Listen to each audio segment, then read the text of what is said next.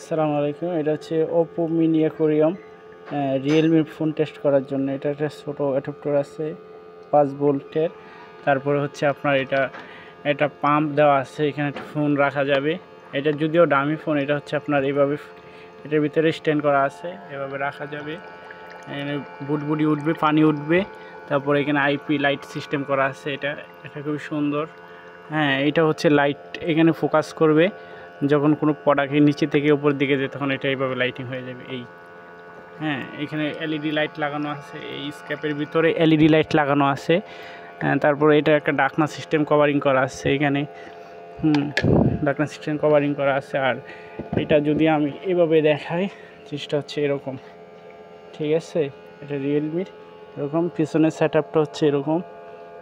পিছনে এরকম কেবল দিয়ে সেট আপ দেওয়া আছে। আর যেটা এখন পানি দিয়ে চেক করতেছে, এটা সিলভার কালার রং করা, খুবই সুন্দর। আর এখানে একটা স্কেচ করা আছে, নিচে ডেভেলপমেন্টটা এইভাবে করা আছে। তো সবচেয়ে মজার বিষয় হচ্ছে এটা একটা পাওয়ার সাপ্লাই দিয়ে চলবে, আর বিদ্যুৎ বিল কম আসবে। কম আসার সুবিধার্থে হচ্ছে যে কেউ চাইলে এটা হচ্ছে এই ধরনের আপনার এটা যখন স্কেচটা এরকম মুইসা দিলে পাউডারগুলি উঠা যাবে এখান থেকে। আর পিছনে একটা ব্র্যান্ডিং আছে, যেটা হচ্ছে ফোনের ব্রাইটনেসটা ব্রাইট করে দিবে। আর মনে হচ্ছে যে সত্যি অ্যাকোয়ারিয়ামের ভিতরে এটার পানির ফুটিংস করছে। আসলে এটা ওয়াটার জেট সিস্টেম করা, যার কারণে হচ্ছে এরকমভাবে এটা রাখা যায় ফোন। হ্যাঁ, এইটা ফোনের প্রাইস মোটামুটি 26,000, 27,000, 14,000 দুইটার ভিতরেই পাওয়া যায় এই ফোনটা।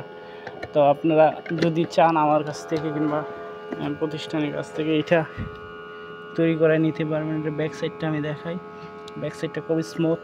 আর সবচেয়ে মজার বিষয় হচ্ছে এটা তৈরি করার জন্য এই ধরনের চিকন কিছু ম্যাটেরিয়ালস ইউজ করা হয়, যেটা হচ্ছে এটার মেকিংয়ের কাজ খুব সুন্দর করে পেলে। আর এখানে এগুলি পার্ট টু পার্ট অংশ একটা আলাদা আলাদা করে রাখা আছে এখানে মেকিং করার সুবিধার্থে।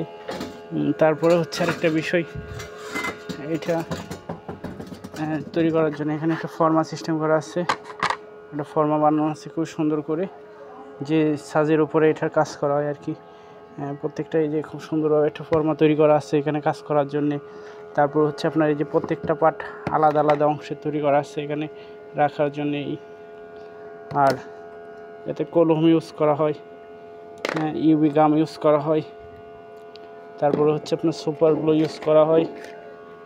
আর এখানে হচ্ছে অনেকগুলি পার্ট এখানে বানায় রাখছে, যেগুলি হচ্ছে এটা হিট সিস্টেম করে এই ফর্মার সাথে এখানে এইভাবে থাকবে। এটা হচ্ছে এখান থেকে নিয়ে আসা লাগে, নিয়ে এসে এটার সাথে প্রত্যেকটা পার্ট টু পার্ট আলাদাভাবে কাজ করা হয়। আর কমপ্লিট মালটা প্রসেসিং হওয়ার পরে এটা এরকম লাগে। তো আশা করি সবার ভালো লাগছে।